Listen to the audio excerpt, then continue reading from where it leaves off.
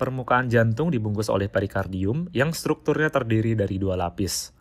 Lapisan terluar disebut dengan lapisan fibrosa, mengandung jaringan ikat yang membantu jantung melekat di posisi anatomisnya. Lapisan dalam yaitu lapisan serosa yang dilapisi oleh sel mesotelium dengan dua lapis membran. Yang paling dalam adalah membran visceral yang melekat langsung ke miokardium jantung atau disebut juga epikardium. Dan yang paling luar membran parietal yang berdekatan langsung dengan lapisan fibrosa. Lapisan serosa merupakan lokasi diproduksinya cairan perikardium yang berada di antara membran visceral dan parietal, dengan jumlah normalnya 15-50 ml. Di antara fungsi perikardium adalah sebagai pelumas agar jantung bergerak lebih mudah pada saat proses memompa darah, serta sebagai pelindung jantung terhadap gangguan sekitar termasuk trauma. Gangguan terhadap perikardium akibat infeksi, keganasan, ataupun trauma akan memicu reaksi inflamasi. Reaksi inflamasi yang terjadi di perikardium kemudian disebut dengan perikarditis. Inflamasi yang terjadi akan mencederai saraf sekitar perikardium yang akan memunculkan gejala umum nyeri dada dan pada akhirnya jika tidak tertangani akan menyebabkan peningkatan cairan perikardium yang akan mengganggu fungsi pompa jantung. Etiologi perikarditis sebagian besar idiopatik dengan kecurigaan infeksi virus yang paling umum. Penyebab umum non-infeksi diantaranya autoimun seperti SLE, gangguan metabolik seperti uremia, trauma, neoplasma, dan juga bisa karena obat-obatan. Mekanisme infeksi dan non-infeksi pada akhirnya yang akan memicu reaksi inflamasi dan menimbulkan manifestasi klinis pada pasien. Inflamasi perikardium yang terus-menerus terjadi dapat menyebar ke miokardium dan menyebabkan mioperikarditis. Dan ketika cairan perikardium terus meningkat, dapat memunculkan efusi perikardium yang pada akhirnya dapat menyebabkan tamponade jantung. Inflamasi yang berlangsung lama dapat menyebabkan penebalan perikardium atau pembentukan fibrosis yang pada akhirnya dapat menyebabkan perikarditis konstriktif. Meskipun jarang, kondisi tamponade jantung dan perikarditis konstriktif merupakan kondisi yang berisiko tinggi karena dapat menekan dan membatasi proses pompa jantung. Permukaan perikardium mengandung saraf yang dapat terganggu akibat proses inflamasi, khususnya saraf phrenikus yang merupakan saraf sensorik. Oleh karena itu, keluhan utama pada pasien perikarditis adalah munculnya keluhan nyeri dada. Nyeri dada bersifat tajam di daerah retrosternal, nyeri bisa berupa nyeri dada iskemik, yang bisa menyebar ke daerah leher, trapezius, serta ke daerah bahu. Nyeri juga bersifat pleuritik, dapat bertambah ketika bernapas atau pada posisi supine ketika berbaring terlentang, dan berkurang ketika duduk dan condong ke depan. Pasien dengan keluhan kurang dari 4-6 minggu disebut dengan perikarditis akut, dan umumnya sembuh setelah mendapatkan terapi. Namun jika gejala kembali muncul, setelah 4-6 minggu tanpa gejala atau disebut interval bebas gejala, maka kemungkinan terjadi relapse atau disebut dengan perikarditis rekuren.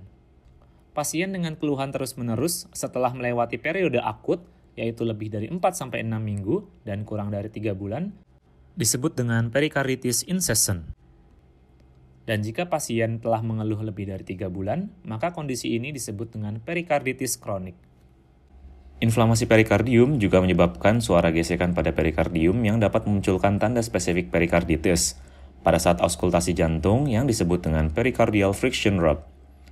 Suara akan semakin jelas apabila diafragma stetoskop diletakkan tepat di bawah tepi sternum kiri dengan posisi pasien condong ke depan dan menahan napas. Selain temuan klinis gejala nyeri dada serta tanda auskultasi pericardial friction rub, penegakan diagnosa perikarditis juga dapat dilakukan melalui pengecekan EKG. Temuan EKG pada kasus perikarditis akut umumnya melalui 4 fase. Pertama, segmen ST dan segmen PR menunjukkan arah yang saling berlawanan, di mana segmen ST elevasi ke atas yang berbentuk konkav, dengan segmen PR depresi ke bawah, yang bisa terlihat di beberapa jam atau hari pertama. Pada minggu pertama, segmen ST dan PR dapat kembali normal. Dan ketika segmen ST sudah mencapai garis isoelektrik, inversi gelombang T juga bisa terlihat, terutama setelah fase lebih dari 3 minggu. Dan di fase akhir, EKG dapat kembali normal. Diagnosa perikarditis akut ditegakkan apabila pada pasien ditemukan 2 dari 4 kriteria berikut. Terdapatnya gejala nyeri dada yang tajam, pleuritik, dan membaik pada saat duduk condong ke depan, terdengar suara auskultasi pericardial friction rub, gambaran EKG menunjukkan adanya elevasi segmen ST dengan depresi segmen PR, atau efusi perikardium yang baru muncul ataupun diperburuk. Pemeriksaan penunjang awal lainnya, diantaranya pengecekan lab untuk melihat marker inflamasi seperti kadar laju endap darah atau CRP, marker jantung troponin untuk membedakannya dengan infark miokard atau mioperikarditis, serta pemeriksaan darah rutin untuk mengecek kondisi umum pasien. Pemeriksaan imaging dilakukan untuk mengkonfirmasi diagnosis serta kemungkinan komplikasi, seperti pemeriksaan chest X-ray untuk memeriksa ada tidaknya kardiomegali sebagai tanda efusi perikardium. Ekokardiograf untuk mengecek tingkat keparahan efusi atau evaluasi adanya tanda tamponade jantung. Serta jika kecurigaan terhadap perikarditis konstriktif, bisa mempertimbangkan CT atau cardiac MRI untuk mengecek adanya penebalan pada jaringan perikardium. Selain sebagai prosedur terapeutik pada kasus tamponade jantung, perikardiosintesis juga bisa diindikasikan untuk pengecekan cairan perikardium apabila terdapat efusi perikardium sedang atau berat yang tidak resolve dengan pemberian obat antiinflamasi. Utamanya jika pasien memiliki kecurigaan tinggi terhadap infeksi bakteri atau kecurigaan neoplasma. Beberapa faktor risiko tinggi yang mengindikasikan perawatan inap pada pasien perikarditis akut diantaranya demam dengan suhu lebih dari 38 derajat Celcius, keluhan nyeri yang sudah muncul lama, terdapat tanda-tanda tamponade jantung berupa gangguan hemodinamik, adanya efusi perikardium, pasien imunokompromis, dalam penggunaan obat antikoagulan, terdapat trauma akut, sudah pernah diresepkan obat non-steroid anti-inflamatori atau NSAID dan colchicine, namun dalam 7 hari tidak ada perbaikan, atau ditemukan adanya peningkatan kadar troponin. Penanganan awal pada perikarditis akut bertujuan untuk mengatasi gejala nyeri dan reaksi inflamasi serta menghindarkan terjadinya rekurensi. Terapi NSAID berupa aspirin atau ibuprofen merupakan lini pertama. Penambahan colchicine diberikan untuk meningkatkan respons terapi dan mencegah rekurensi. Obat gastroprotektor seperti PPI omeprazole atau pantoprazole juga dapat diberikan untuk mencegah efek samping gastrointestinal dari NSAID. Selain penanganan farmakologis, pembatasan aktivitas fisik direkomendasikan sebagai tata laksana non-farmakologi.